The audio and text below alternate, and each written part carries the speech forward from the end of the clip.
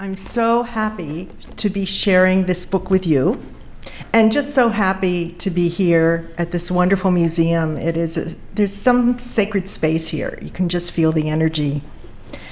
This particular book, there's the cover with my dance painting. It's a 5-foot abstract painting, so I didn't know it would fit on the cover, but it's okay. I'm really proud of it, that we had sort of a relationship with this painting. This book is called How to Disappear, and I can't believe it. It was about 20 years in the making. Some of these poems are 20 years old. I did not know what to do with them. And then one day I thought, I should write a poetic memoir, and I didn't know how to do that. But then I realized I had written one. So there you go. Who knew? So this is very autobiographical, and somehow the story had to come out.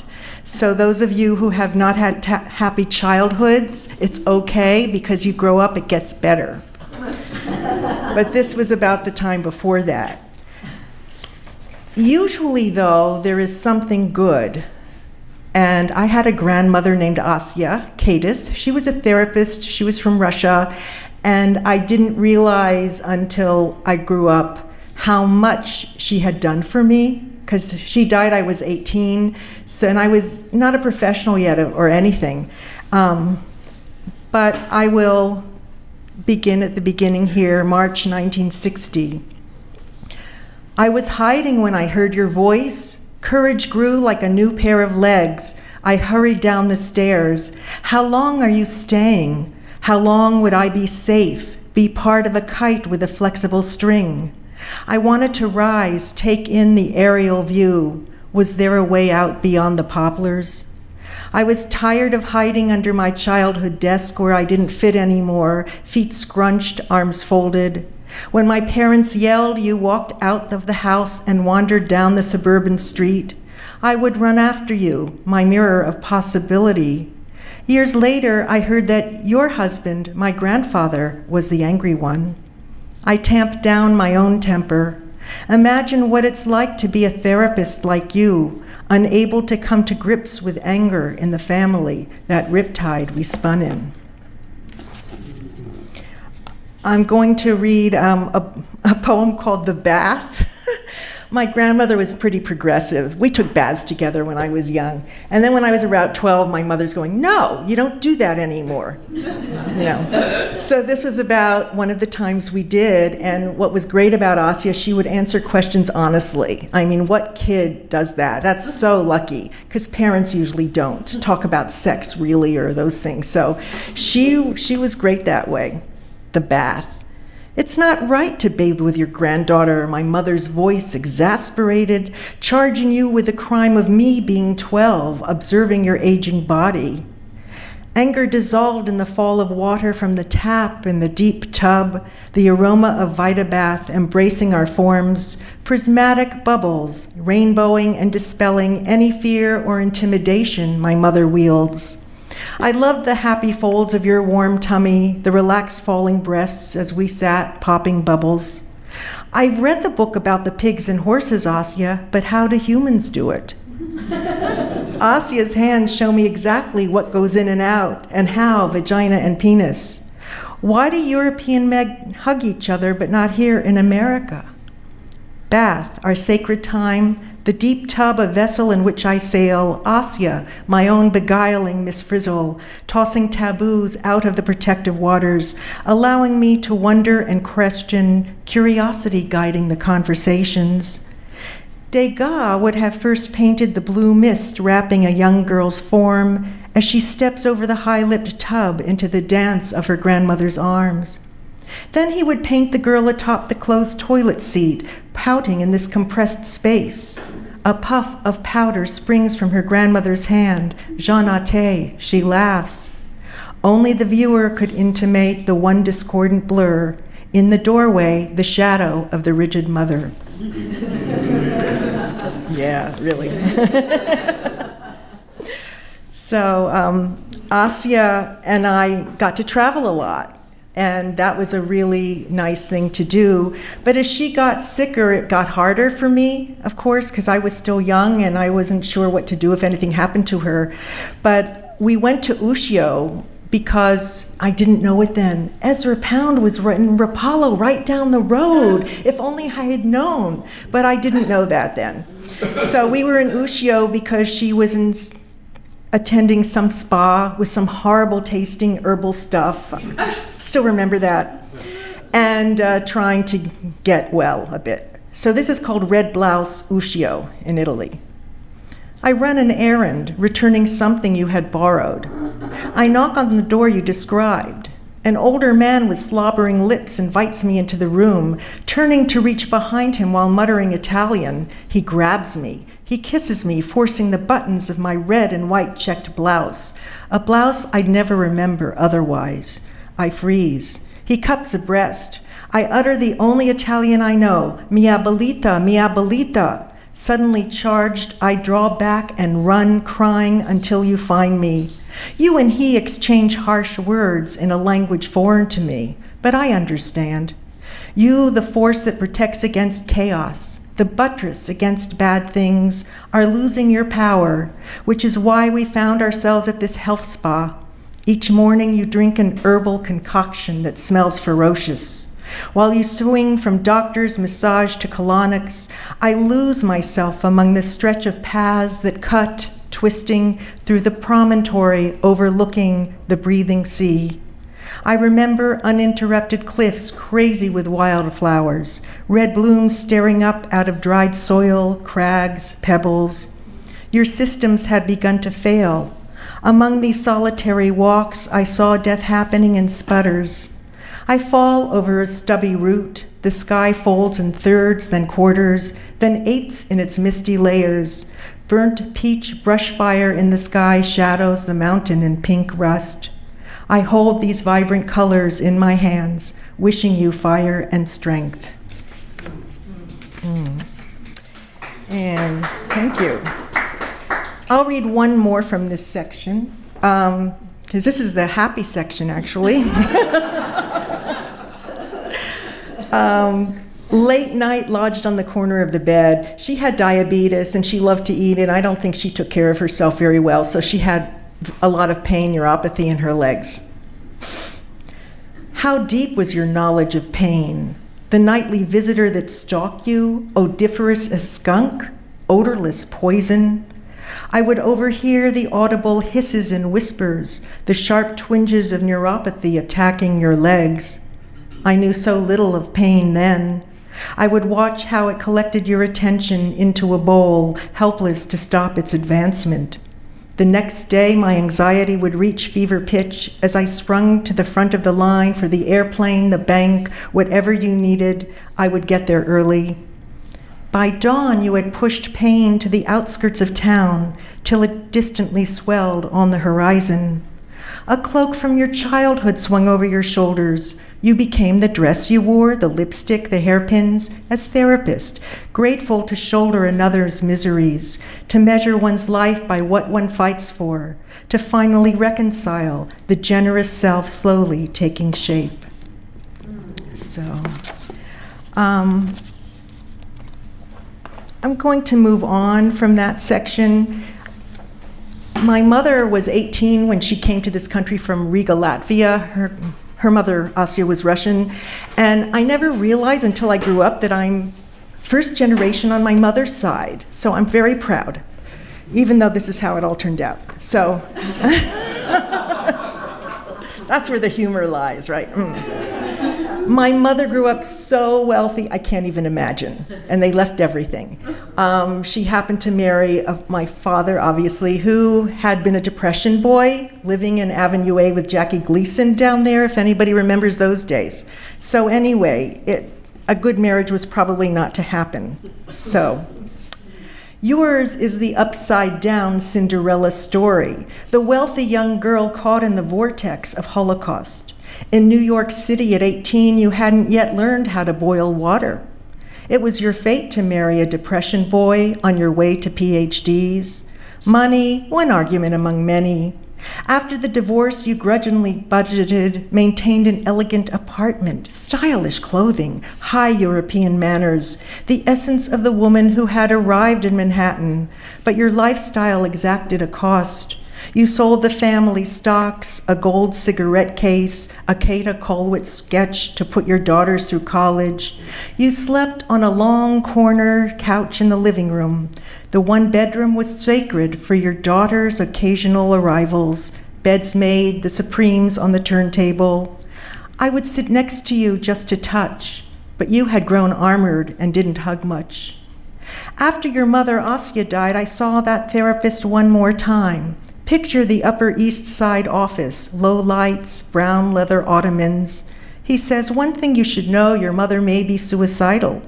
I flash on the collection of pills in her cabinet. Should I stay? Should I go? No, he replied, go to school. And then I would inherit depression that would come and go like an emotional flu. It's hard in those days because my grandmother was such a fine therapist, but in our own lives, I don't think they knew the words yet, emotional abuse or anything like that. So I'm going to read a very short poem called My Mother's Hats. And I wanted to find an image as a way to talk about the yelling that went on and her reaction to it. The angrier Dad got, the more he spat, spewing crows, feathers, and caws, children crying, Mother dodging the angry plumes, swallowing a few, giving breath to others. You learned to wear your elegance and lack of self-confidence in daring hats flocked with extraordinary feathers, magenta quills, orange barbs, a peacock's glaring eye, each hat neatly stored in its round box on the top closet shelf. Hats for summer, stormy weather, for unexpected drafts. You grew more beautiful as you aged, the grande dame at the cafe, sipping a Pernod, ready for any occasion. My mother, though, lived long enough that we got to have a lot of talks about things, and that really helped. And she started to read these poems that weren't published yet.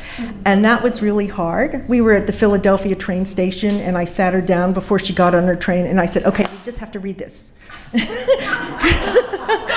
I thought, if she never talks to me again, at least it was at the train station, I'll just go home, fine, that's it. But anyway, she lived long enough that we developed quite an interesting relationship. You have to understand, I think I became a poet because she spoke in metaphors. She would say things like, when I got angry, oh, is that cobra rising its head again?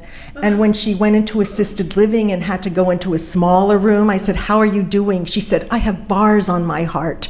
So I think she really had this poetic sense that never developed into writing. I think it developed in me. But this is, when she was in assisted living, I pretended I was writing a letter to those. I called it Nouvelle Gardens, because it wasn't called that. To whom it may concern. My mother moved into her room at Nouvelle Gardens, where her window overlooking a quiet courtyard distresses her. Please provide a city view with a clatter of pedestrians, traffic, a car horn. Place the sunflower quilt right side up on her bed and light the room with matching Van Gogh prints. We must rethink the bathroom, the shower street. How much more of her life can we give away while malady whittles one memory, use of one arm? We forged one house into a tiny closet, her love of China traded in for paper plates, bibs, and a Kleenex stuffed into her sleeve. We hope she can still wheel herself to the window to look out, but the wheelchair might catch on the bedpost, or she might not be able to push. Please check on her. She likes blintzes, and once in a while, could you share your rugula? It's nice, sweet stuff. Please fix her cable TV, tune it to CNN daily. Anderson Cooper, her boyfriend. Yeah, she loved the news. Remember, missed opportunities will swarm at her feet while she sleeps on the thickness of fevered pine needles, aware of the world and all its Weltschmerz and her escape into its invisible music. Thank you. And, okay, I'm watching my time, okay. You're good. I'm good, keep going, okay. I want to read this poem called Elegy, and it used to be really long. And then something happened. It's just And I know when I do that to my students' poems, I get really upset because, but that's what happens. But this is what's left of it. Elegy. Riga, 1939, the table set for dinner. The family simply walked out toward America. Now my mother grows too close to the house. Let the aromas of foods she loves circulate to the tips of her leaves. Let her anxieties rest. Let this tree honor stillness of dry summer nights. At the heartwood, I catch my breath. Against her tilted and muscular trunk, my husband and I toast with a glass of dry wine. He parses the orb of an orange, hands me one manageable slice at a time. I know, he's a nice guy. He really is. And then I have just a few poems from this section. It starts, it's not a chronological memoir, so all the childhood stuff is in the back, but I've always loved this poem. I went to boarding school, which I know is quite amazing.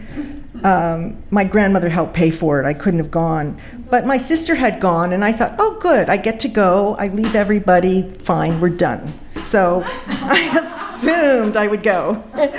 And I was fortunate to get out. But then you realize you have no roots left. When you go at 14, you're gone. And I think I've been looking for roots ever since. The night before leaving. The night before leaving for boarding school, I sing the moon out of me. The moon, the house. The moon, the house, the yelling embedded in the arms of the living armchairs. The moon, the house, the yelling, and the whole backyard where I would squat in the grape arbor hidden by large flat leaves, filled with purple grapes so sour and full of minuscule seeds no one would eat them. The beautifully stained purple brick under my feet. I sing the moon, the house, the grape arbor, and the dining room picture window where I hummed my reveries, and the tension muted by the thick gold rugs, the hush. I take the hush. Let's see, what should we put in here? I'm going to read one more poem from this book. Dorothy Robbins was a sculptor, and she actually immigrated to Israel, and so I hadn't seen her in years. But growing up, we had her sculptures in our house, and apparently it was, she had learned when she wanted to get rid of her anger that she should work in bronze. And that's when her whole, I guess, artistry shifted. Later, she got muscular dystrophy, and she worked in beeswax. So up until the end, she was always trying to find a way to create, and some of us just need to create. When my grandmother died, Dottie was the one who said to me, use your sadnesses. And I think she spoke to me in a way I didn't understand at the time. This is for Dorothy Robbins, sculptor, and it's about a sculpture, two sculptures, girl on a fence and then girl holding an owl. Girl on a fence, 8 inches tall, cast in bronze, sits on a sill. We look out of the same window. She straddles the present, my past, and the marvel of daydream. I am 10. I am the girl on the fence wrapped up in books. I read Chekhov's biography, then go for Catullus, not knowing what I read, the words glide by on their own slopes. After school, I hike down the hill to Carnegie Library, whose halls echo like a grand ballroom under my loafers. I nod to Egyptian gods, Mesopotamian pillars, and 2 marble lions before climbing the wide staircase to the adult reading room where I reach for a novel hidden behind the shelves. They wouldn't give me an adult, card yet. 2, girl holding an owl. Chiseled from a single block of wood, always stands near my front door. After my parents' divorce, this 3-foot-high guardian became my dream image, an owl with eyes like searchlights, whose wingspan fends off nightmares from the woodpeckers tapping each dawn at my bedroom rotting wooden window frame, to the drawing of a house my grandmother asked me to make for her every so often. 3. When muscular dystrophy made it impossible to carve wood or cast bronze, you sculpted with wax, you found your way. Paper is my sky, words are my dreaming. This poem is for you, Dottie. I affirm whatever we are dealt, we will still create, transform, and offer to the world our delicate, vulnerable shapes. Can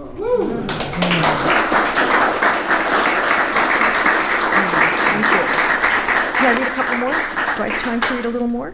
Yeah. A little time? Okay. I just wanted to read new poems because when a book is out, what you always say is, will there ever be another one? Yes! I don't know who'll ever publish it, but there's going to be another one. I want to read actually a poem I wrote recently. It is for Nellie Sachs, who was a poet from the Holocaust, and she was very fortunate. At the last minute, she got out of Berlin to Sweden, where she lived with her mother for 7 years in one room. I don't know how she did it. I don't know if I could have done that. But she always wrote in German. That was the one thing she took with her. Some German poets would not want to write in German after the Holocaust. So she did. She said, "My metaphors are my wounds." To Nellie Sachs, each of your poems is a pine cone in forests all over the world, or perhaps a torn piece of poem fallen on a rock ledge or settled near a field of lettuces. Someone may lean over to tie a shoe and read it. This year you are 127 years old. If I believed in alchemy, I would look for you, a lost sister in Stockholm, or immured near your homeland Berlin, wondering where you would be welcome.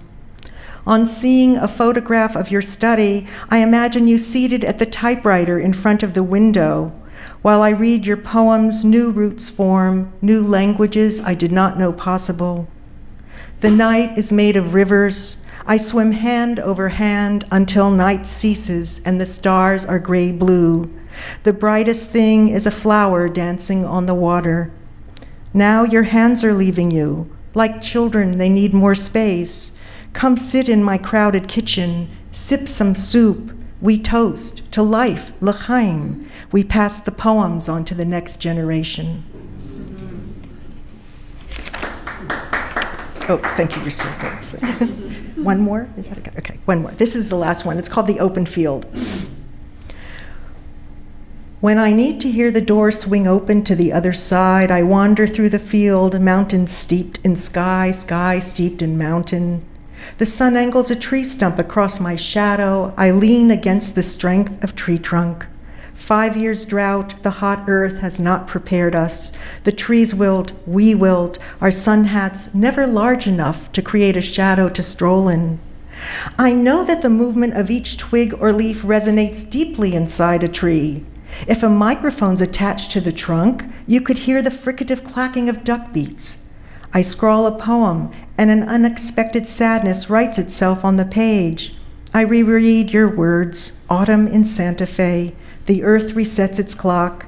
You perform the ritual tashlich on the mountain with friends beside a roiling stream, noshing apples and honey, chocolate chunk of bread under deep blue sky, aspens turning color, a feast. I shout into the dry wind to escape this claustrophobic life. My voice turns into a sail to see into the spirit of things. I light among birds perched in their trees to open into feeling again. Looking at the stump, I am grateful for the 3 leaves it has produced, a bit of green survival. Thank you.